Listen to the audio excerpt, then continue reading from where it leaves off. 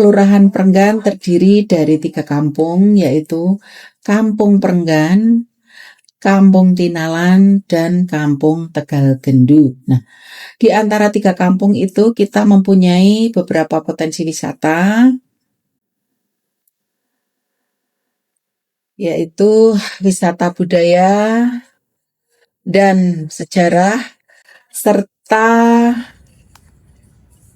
memiliki beberapa budaya seperti makam para pendahulu kita, yaitu Kerajaan Mataram dan kerabat keluarga Kerajaan Mataram. Juga ada wisata kuliner dan belanja kerajinan perak, yang mana Kelurahan Prenggan kita juga pernah masuk dalam daftar 5 kampung wisata terbaik di kota Yogyakarta. Dan harapan kami untuk Kelurahan Prenggan ke depannya adalah kami ingin meningkatkan kualitas hidup masyarakat dengan mengembangkan infrastruktur pelayanan publik dan program sosial yang lebih baik. Kemudian juga kami ingin mengembangkan ekonomi lokal dengan meningkatkan usaha kecil dan menengah, serta mengembangkan potensi wisata dan industri lokal.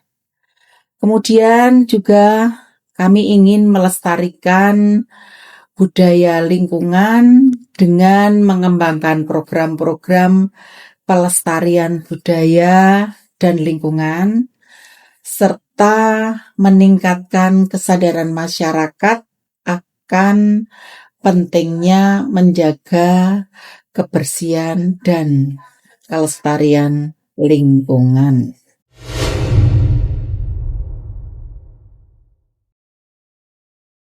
Kaitannya dengan pariwisata, jadi di Prenggan ini memang punya sejarah yang sangat tinggi, dengan sejarah sehingga di Prenggan ini banyak potensi wisata yang dapat diangkat untuk mengangkat Prenggan maupun Kota Gede secara umum di dunia luar atau di keluar daripada di Kota Gede. Nah, di antaranya di sini ada Museum Kota Gede atau Intro Museum.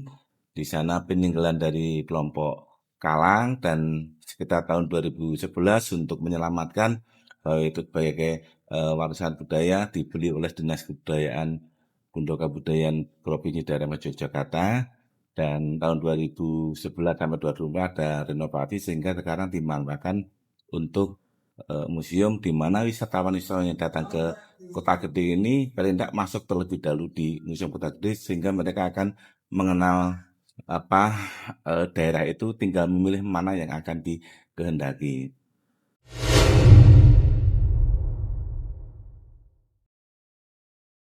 Lalu beberapa potensi kuliner di Kota Gede mendominasi adanya potensi yang bisa menggerakkan ekonomi. Lalu sedikit juga ditopang dengan beberapa pengrajin yang masih eksis sampai saat ini. Dulu hampir seluruhnya wilayah Prenggan itu penuh dengan pengrajin-pengrajin perak khususnya. Tapi setelah Krismon, yaitu tahun 1998, yang pengrajin ini tentunya berbanding setir, menjadi ada yang lari ke kuliner, lari ke buruh dan sebagainya. Lalu potensi berikutnya adalah terkait generasi budaya. Memang banyak ada di Prenggan, ada ketoprak, ada hadroh, ada karawitan, dan masih banyak lagi. Ini yang ada di Kampung Prenggan dan tersebar di seluruh wilayah Kampung Prenggan. Terkait dengan kuliner, ada yang agak fenomenal, yaitu ciri khasnya di Kota Gede, yaitu ada lego koro, ada kembang waru, lalu ada kipo dan kipo. Terus saya kira itu yang perlu panjenengan ketahui ada lagi. Dan terima kasih kembali lagi juga, mohon maaf barangkali kurang bisa memberikan saran dan masukannya terkait dengan kegiatan-kegiatan yang ada di wilayah Prenggan. Tapi demikian, mudah-mudahan apa yang saya sampaikan walaupun hanya sedikit bisa bermanfaat.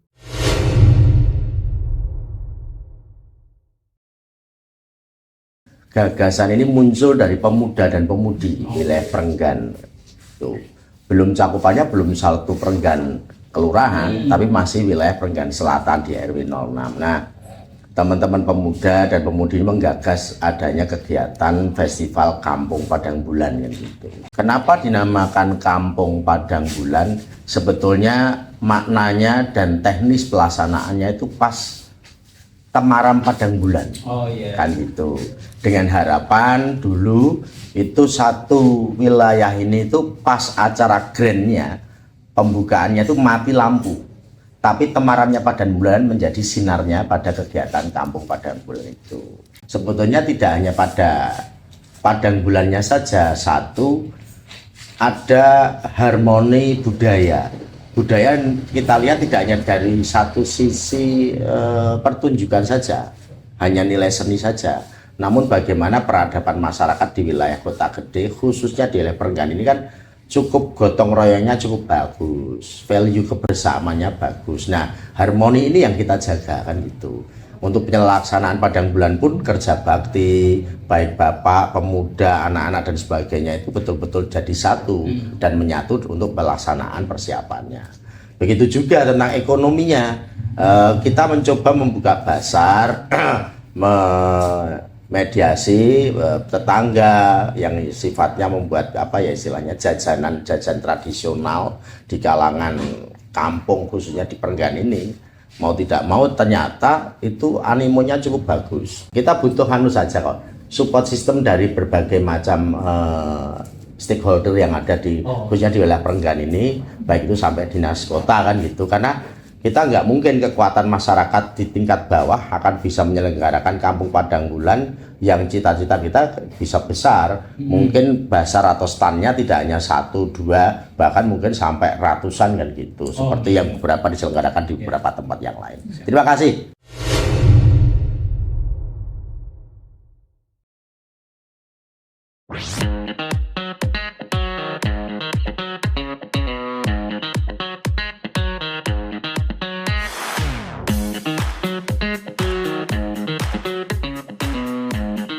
Kalau awalnya itu kan pendopo itu kan kami dapat hibah dari dana X yang dari kelurahan.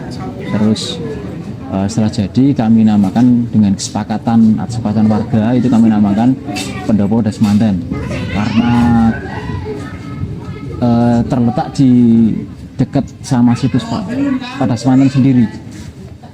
Nah, terus Padasmanten sendiri itu merupakan cerita rakyat yang sudah banyak kembang dan sudah terkenal. Ya memang kami tahunya dari kami kecil, kami lahir, kami besar di sini juga ceritanya berkembang seperti itu. Jadi dulu dikisahkan bahwa ada sepasang kekasih karena salah satu pihak keluarga itu nggak mendukung dengan hubungan tersebut, tapi tetap mereka itu nekat. Informasinya ada versi lain itu mengisahkan mereka itu sampai ke jenjang pernikahan. Setelah mereka itu menikah, ternyata salah satu orang yang awalnya nggak setuju itu mereka merestui, tapi mereka itu kalah duluan sama sepasang pengantin tersebut. Nggak tahu pergi kemana. Setelah dicari di lokasi Padasmanten tersebut, ya di situ itu ditemukan cuman dari ada versi lain tuh menemukan cuman celana sendal klompen itu, teklek kalau orang jadi Belanda, teklek sama pakaian tradisional. Nah di situ yang awalnya itu nggak ada batu, muncul sepasang batu tuh. Terus sama warga dinamakan batu Padasmanten. Ya mungkin ceritanya seperti itu.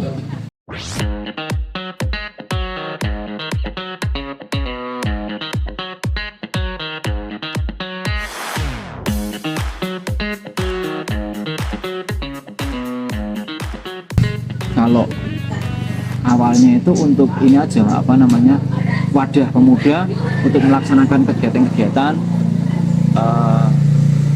terus ya sekarang malah dipakai untuk kegiatan-kegiatan budaya. Itu sering dilaksanakan di pendopo tersebut.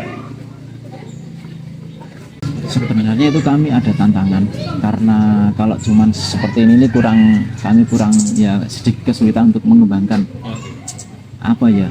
Jadi potensi-potensi yang ada di wilayah sini ini sebenarnya sangat bagus. Cuman ini sedikit kurang mendukung. Jadi kami sangat mengharapkan dengan pihak terkait untuk mengembangkan lokasi tersebut.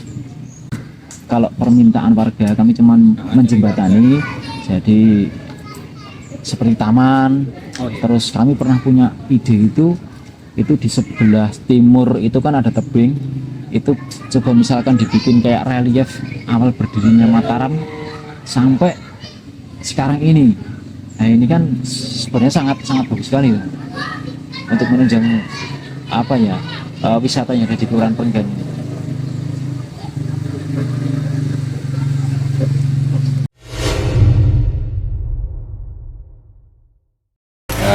Ukir-ukiran yang terbuat dari logam ya, itu sejak tahun 75-an kurang lebih. Itu istilahnya keturunan dari ayah ya, warisan dari ayah, dari nenek saya itu memang kerajinan tukang ukir ini sampai sekarang ya.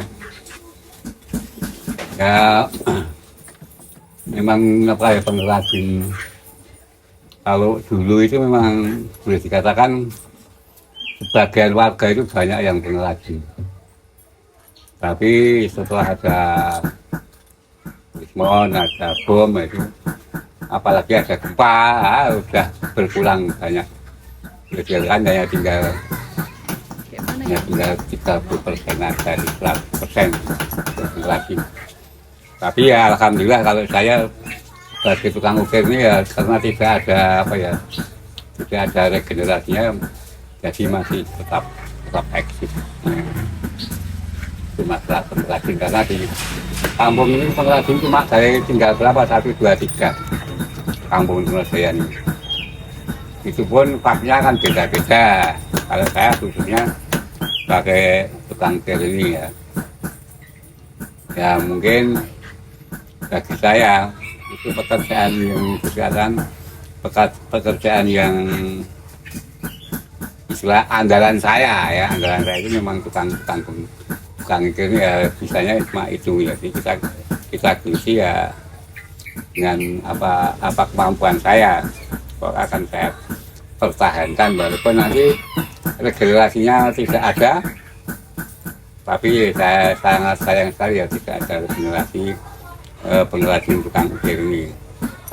Ya, mungkin entah besok itu wilayah kota ini jadi apa, saya nggak tahu.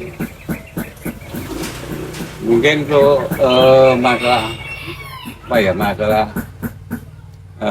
kerajinan ini, ya boleh dikatakan kalau sekarang ini juga urip yora, mati yora, nah, itu ya jadi setengah-setengah ngambang. Ya dikarenakan sekarang juga pengusaha itu juga banyak, mana-mana pun juga ada, walaupun kualitasnya ya beda dengan hasil dari kota gede ini. Mungkin penjelasan untuk tentang kerajinan kira-kira ya beginilah nasib seorang pengrajin. Memang kalau hasil istilahnya hasilnya itu kalau dulu dengan sekarang itu jauh. Kalau dulu itu boleh dikatakan kerja 1 hari bisa untuk makan 2 hari 3 hari. Tapi sekarang ya kerja 1 hari ya makan 1 hari.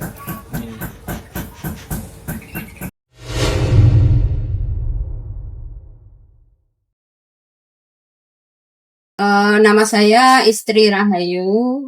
Saya penerus usaha kue Kipo ini yang ketiga. Kue ini berawal dari sekitar tahun 46.